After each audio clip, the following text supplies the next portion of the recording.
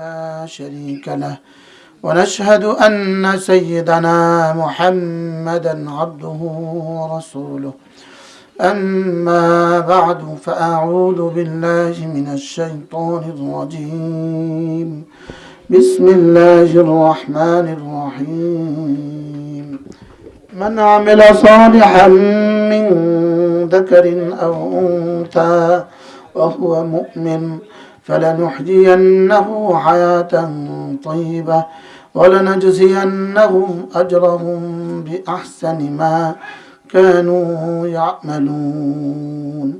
وقال تعالى إن المسلمين والمسلمات والمؤمنين والمؤمنات والقانتين والقانتات والصادقين والصادقات والصابرين والصابرات والخاشعين والخاشعات والمتصدقين والمتصدقات والصائمين والصائمات والحافظين فروجهم والحافظات والذاكرين الله كثيرا والذاكرات أعد الله لهم مغفرة وأجرا عظيما. صدق الله مولانا العظيم. আজকে 23 ডিসেম্বর 2024 মোহাব্বত আলী ব্যাপারী বাড়ির উদ্যোগে আয়োজিত দশম বার্ষিক মহিলা ওয়াজ ও দোয়া মাহফিলের শ্রদ্ধেয় সভাপতি উপস্থিত হাজরাতে ওলামা ইকরাম, বিশেষ করে এতক্ষণ যিনি বয়ান করলেন আমাদের বড় ভাই হযরত মাওলানা সালেহউদ্দিন দামাত বারাকাতুহুম কালিকাপুর মাদ্রাসার সম্মানিত মুহতামিম হযরত মাওলানা সালেহউদ্দিন সাহেব আমাদের বড় ভাই, ওনার আব্বা আমার মুরব্বী ছিলেন, তো এই জন্য উনি ওই কালিকাপুর হুজুর রহমতুল্লাহ বড় সাহেব দাদা, এই হিসাবে উনি আমাদের কি আমাদের বড় ভাই। আল্লাহ তাআলা ভাইয়ার হায়াতের মধ্যে বরকত দান করেন, সুস্থতার জীবন দান করেন। আসলে যদি আসর পর্যন্ত হুজুর বয়ান করতো, বড় ভাই বয়ান করতো, এটাই ভালো ছিল, এটাই সুন্দর ছিল, এত সুন্দর বয়ান করছিলেন তিনি। আল্লাহ তাআলা তার হায়াতের মধ্যে বরকত দান করেন। হুজুর রহমতুল্লাহ আলাইহি ওনার আব্বা ওনারা যেভাবে আদর করতো আমার এইভাবে আদর করতো। ওনারে কি বলতো জানি না, আমারে বাবা বলতেন, আমারে কোনোদিন বাবা ছাড়া কথা বলে না। আল্লাহ তাআলা হুজুরের কবরকে জান্নাতে টুকরো বানিয়ে দেন। আমি আপনাদের সামনে কোরআনে কারীমের দুখানা আয়াতে কারিমা তেলাওয়াত করেছি। সূরা নাহালের একখানা আয়াতে কারিমা, সূরা আহজাবের একখানা আয়াতে কারিমা তেলাওয়াত করেছি। এই দুই আয়াতের খোলাসা, প্রথম আয়াতে কারিমা আল্লাহ তাআলা বলেন, চাই তুমি পুরুষ হও চাই তুমি মহিলা হও, চাই তুমি পুরুষ হও চাই তুমি মহিলা হও। সময় একদম সংক্ষিপ্ত হওয়ার কারণে আমি অনেক কথাই কাটছাট দিতে হবে। চাই তুমি পুরুষ হও চাই তুমি মহিলা হও, তুমি যদি দুই কাজ করো আমি দুই কাজ করব। তুমি যদি ঈমান আনো, তুমি যদি আমল করো, তা আমি তোমার দুনিয়া সুন্দর করে দিব, আমি তোমার আখিরাত সুন্দর করে দিব। আল্লাহ তাআলা বলেন, চাই তুমি পুরুষ হও চাই তুমি মহিলা হও, চাই তুমি পুরুষ হও চাই তুমি মহিলা হও, তোমরা যদি দুইটা কাজ করো তো আমি দুটো কাজ করব। তোমাদের কাজ কি কি?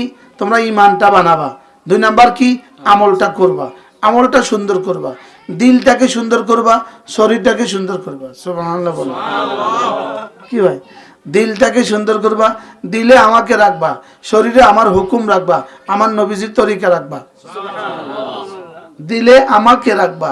লা ইলাহা ইল্লাল্লাহ, লা ইলাহা ইল্লাল্লাহ, লা ইলাহা ইল্লাল্লাহু মুহাম্মাদুর রাসূলুল্লাহ। এটা কেমন?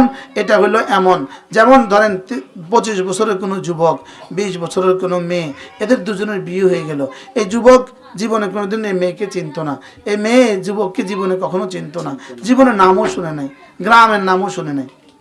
আমার বিবি আমাদের গ্রামের নামও জীবনে শুনে নাই, আমার উপজেলার নামও সে জীবনে শুনে নাই।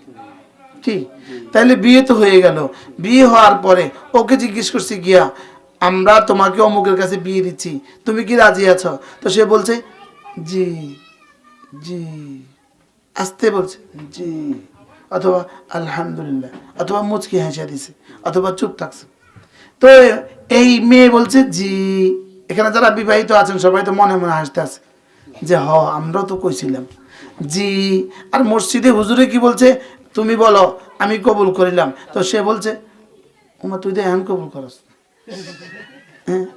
সে বলছে আমি কবুল করিলাম। তাহলে এই লোকটা বলছে আমি কবুল করিলাম, মেয়েটা বলছে জি আমিও কবুল করিলাম, মেয়েটা বলছে আমি রাজি আছি, ছেলে বলছে আমি কবুল করিলাম।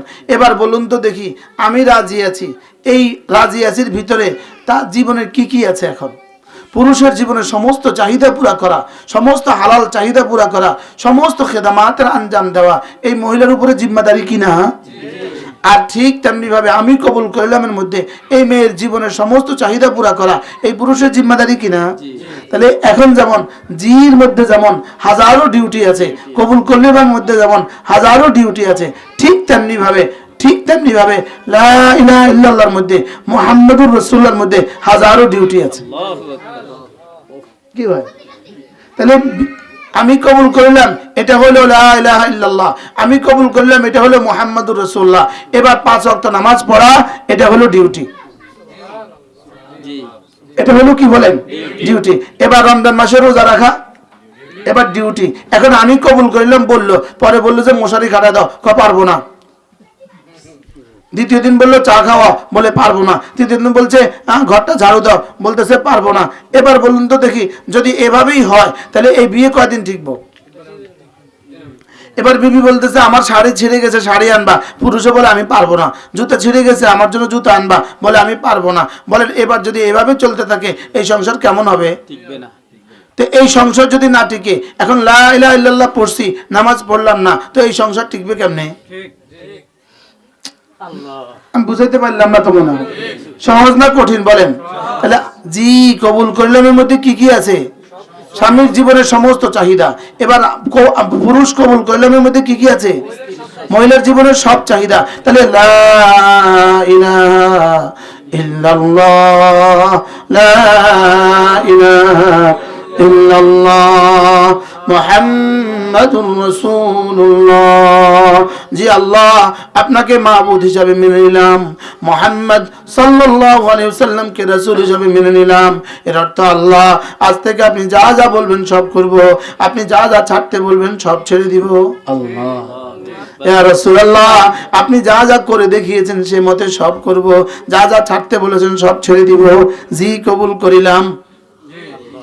বলেন মা মেয়েরা বলেন জি কবুল করিলাম। লা ইলাহা ইল্লাল্লাহ, লা ইলাহা ইল্লাল্লাহ মুহাম্মাদুর রাসূলুল্লাহ। আল্লাহ তাআলা আপনাকে আমি আমানতু বিল্লাহি ওয়া মালাইকাতিহি ওয়া কুতুবিহি ওয়া রুসুলিহি ওয়াল ইয়াউমিল আখির ওয়াল কদরি খাইরিহি ওয়া শাররিহি মিনাল্লাহি তাআলা والبعث بعد الموت آمنت بالله كما هو بأسمائه وصفاته وقبلت جميع أحكامه وأركانه। আমি সব কবুল করিলাম। আল্লাহ লা ইলাহা ইল্লাল্লাহ পড়ে নামাজকে কবুল করিলাম, রোজাকে কবুল করিলাম, হজ কবুল করিলাম, যাকাত কবুল করিলাম, পর্দা কবুল করিলাম। আপনার রাসূল যেভাবে করতে বলেছেন সেভাবে কবুল করিলাম। আপনাকে মাহবুব হিসাবে মানিয়ে নিলাম, আপনার রাসূলকে রাসূল হিসাবে মানিয়ে নিলাম। এই দুইটা যদি আমি করতে পারি তাহলে ঈমান বানাও আমল বানাও, ঈমান বানাও আমল বানাও। এবার আল্লাহ বলেন তুই যদি আমারে কবুল করস যা আমিও তোমারে কবুল করলাম। আমি তোমার দুনিয়া বানায় দিলাম, আমি তোমার আখিরাত বানায় দিলাম।